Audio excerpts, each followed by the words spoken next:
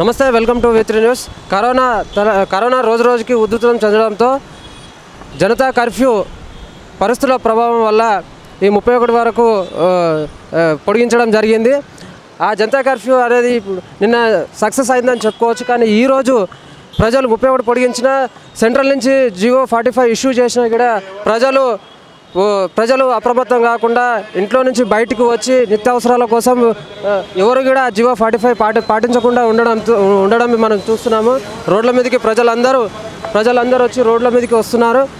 Police వారు ఎంత control చేసినా కానీ ప్రజలు కేంద్రం కానీ చెప్పిన ఇన్స్ట్రక్షన్స్ పాటించకుండా ఇట్లా రోడ్ల మీదకి రావడంతో పోలీస్ యంత్రాంగం అప్రమత్తమై వాళ్ళని అదుపు చేయడం జరుగుతుంది. ప్రస్తుతం మనము ఇక్కడ విజువల్స్ చూస్తుండొచ్చు.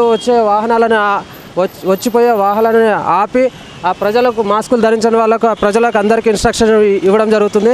ప్రస్తుతం ఇక్కడ మన శ్రీనివాస్ రెడ్డి గారు CI గారు ఉన్నారు. వారితో మాట్లాడించే ప్రయత్నం. సార్, ప్రజలు సెంట్రల్ నుంచి GO 45 ఇష్యూ చేసినా కూడా ప్రజలు ఎవరు పాటిస్తలేరు. దానిపైన మీరు ఎటువంటి చర్యలు తీసుకుంటున్నారు? మేము వీటిని మ్యాక్సిమం వీలైనంత వరకు మ్యాక్సిమం ఆటోలను సీజ్ చేయడం జరుగుతుంది. ఇప్పుడు ఒక 20 వెహికల్స్ దాకా సీజ్ చేసినాం. ఇంకా మిగతా వాళ్ళకు కూడా మేము అవగాహన కల్పిస్తున్నాం. బై ఈవినింగ్ కల్లా వీళ్ళంతా కూడా వాళ్ళ గమనిస్తారు కనుక చేరినట్టయితే ఫర్దర్గా రాత్రి 7 నుంచి మార్నింగ్ 6 వరకు ఎటువంటి వాహనాలు తిరగకుండా చేస్తాం. ఇక కొన్ని తప్పని పరిస్థితుల్లో మెడికల్ ఎమర్జెన్సీ కానీ అదర్ ఇష్యూస్లో కొంతమంది వెళ్తున్నారు, వాటిని అలౌ చేయాల్సి వస్తుంది. అదేవిధంగా మార్కెట్కి ఏదైతుందో ఫ్రూట్స్ కానీ వెజిటబుల్స్ కానీ వాటికి కూడా విజిట్ చేస్తున్నారు పబ్లిక్, వాటిని కొన్ని అలౌ చేస్తున్నాం. ఇక మిగతా వాళ్ళని కూడా కర్బ్ చేస్తాం, ఎటువంటి మూమెంట్ లేకుండా చేయాలని ప్రయత్నం చేస్తాం. తప్పకుండా మేము పబ్లిక్ని రిక్వెస్ట్ చేసేది ఏంటంటే గవర్నమెంట్ GO 45 ఇష్యూ చేసింది. దీని ప్రకారం నడుచుకొని ఈ కరోనా వైరస్ని స్ప్రెడ్ చేయకుండా ఎక్కడోళ్ళు అక్కడ తన ఇంట్లో ఉండి ఈ వైరస్ స్ప్రెడ్ కాకుండా మనందరికీ సపోర్ట్గా ఉండాలని చెప్పి కోరుకుంటున్నాం. నిన్న ఒక్కరోజు జనతా కర్ఫ్యూ అనేది మన తెలంగాణ రాష్ట్రంలో దేశమంతటా సక్సెస్ అయిందని చెప్పుకోవచ్చు. కానీ దీని పరిస్థితుల ప్రభావం వల్ల 31 వరకు పొడిగించడం జరిగింది. GO 45 కూడా ఇష్యూ చేశారు. అయినా ఒక్కరోజు స్ట్రిక్ట్గా పాటించారు. 31 తారీఖు వరకు పాటించగలుగుతారా మన ప్రజలు? దాని విషయంలో మీరు పబ్లిక్ ఎటువంటి అవగాహన కల్పిస్తారు? పబ్లిక్ ఏమనుకున్నాడు, ఒక్కరోజే బంద్ కాబట్టి సరే అని కాము ఉండిపోయారు. 1 వీక్ ఒకేసారి బంద్ అయినా సరే తనకు కావాల్సిన గ్రాసరీస్ కానీ వెజిటబుల్స్ కానీ అవసరాలు ఉంటాయి కాబట్టి కొన్ని మెడికల్ ఎమర్జెన్సీ ఉంటాయి, వాటికి కావాల్సినవి ఈరోజు కంప్లీట్ చేసుకోవచ్చు. బై ఈవినింగ్ కల్లా ఇది మొత్తం క్లోజ్ అవుతుందని మేము అనుకుంటున్నాం. ఓకే, ఇది శ్రీనివాస్ రెడ్డి గారు CI గారు ప్రజలకు ఈ విధంగా ఇన్స్ట్రక్షన్స్ ఇస్తున్నారు. కానీ నిత్యావసరాల సదుపాయాల కోసం మాత్రమే రోడ్ల మీదకి రావాలి. సాయంత్రం వరకు ఏమేమి అవసరమని అన్నీ కొనుక్కొని ఇంట్లో ఉండాలని మన పోలీస్ యంత్రాంగం చెప్పడం జరుగుతుంది. ఈ కరోనాని అదుపు చేయడంలో భాగంగా కరోనా మహమ్మారిని మన దేశంలో తరిమి కొట్టడానికి ప్రయత్నంలో భాగంగా ఇంత కఠిన చర్యలు కేంద్ర ప్రభుత్వం కానీ రాష్ట్ర ప్రభుత్వం కానీ తీసుకుంటుంది.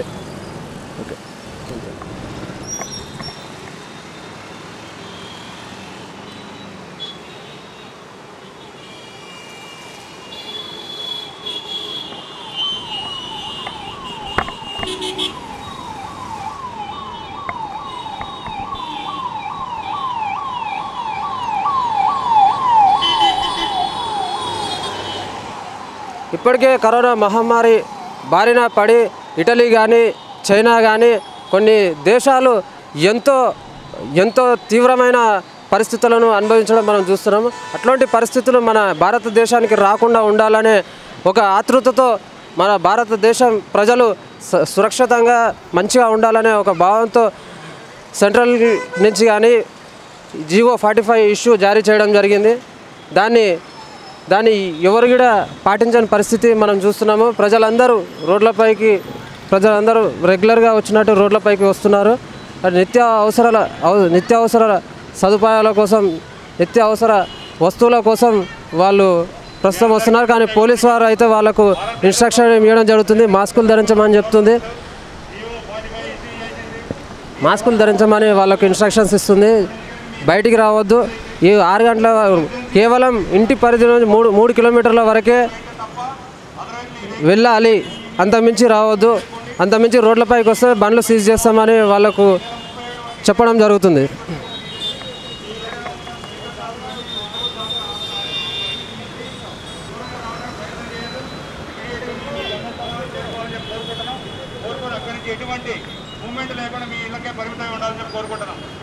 చాలా మంది మాస్క్ ఇప్పుడు కూడా వేసుకొచ్చారు. అందరూ టీవీ చూస్తున్నారు, గుర్తు కూడా ఎవరికి అనిపించట్లేదు.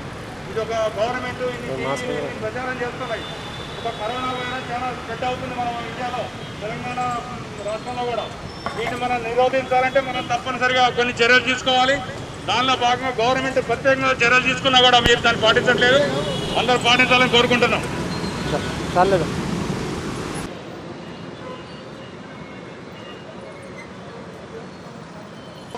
ఇష్యూ చేసి ఎవరు రోడ్ల మీదకి రావద్దని చెప్తున్నారు. అయినా కూడా మీరు రిపీటెడ్గా రోడ్ల మీద రావడానికి ప్రయత్నం చేస్తున్నారు.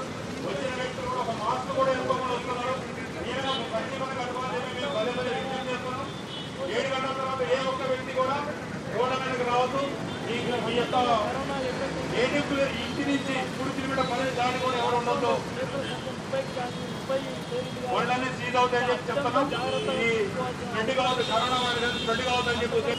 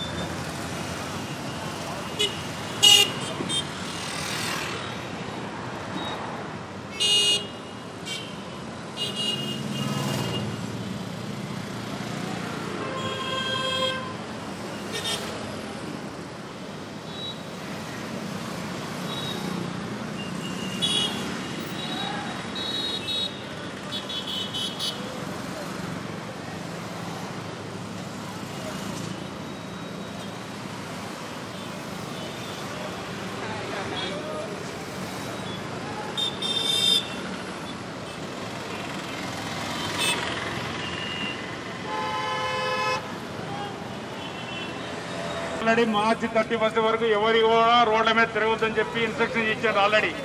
అయినా కూడా మీరు రిపీటెడ్ తిరుగుతారు, మాస్కులు కూడా లేకుండా. ఈ పెద్ద మనిషికి మాస్క్ లేదు. ఒక ఖర్చు పని కట్టుకోండి చెప్పాలా. మళ్ళీ రిపీటెడ్గా 100 మంది చెప్తున్నారు, టీవీలు ఒకటే ప్రచారం చేస్తున్నాయి.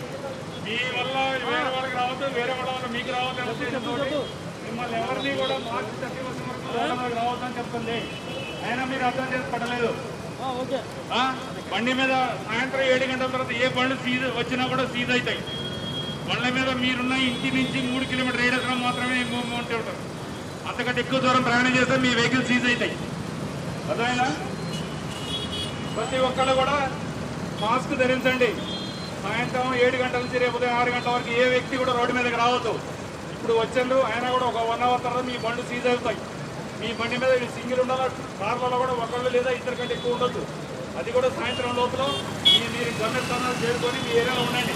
అది ఎక్కడ కూడా మీరు రోడ్ల మీద తిరగడానికి ప్రయత్నం చేయొద్దు. తిరిగితే మీ వాహనాలు సీజ్ అవుతాయి. ఎనీ ఎమర్జెన్సీ నీడ్స్లో తప్ప మీరు ఎవరు కూడా రోడ్ల మీద ప్రయాణం చేయొద్దు. ఇది మీ మంచిగా చెప్తున్నాం. మళ్ళీ ఒకసారి చెప్పడానికి ప్రయత్నం చేస్తున్నాం. అయినా మీరు అర్థం చేసుకోవడం లేదు. మీరు మాస్క్ వేసుకొని రోడ్ల మీదకి రావాలి. ఒకరు తప్పనిసరి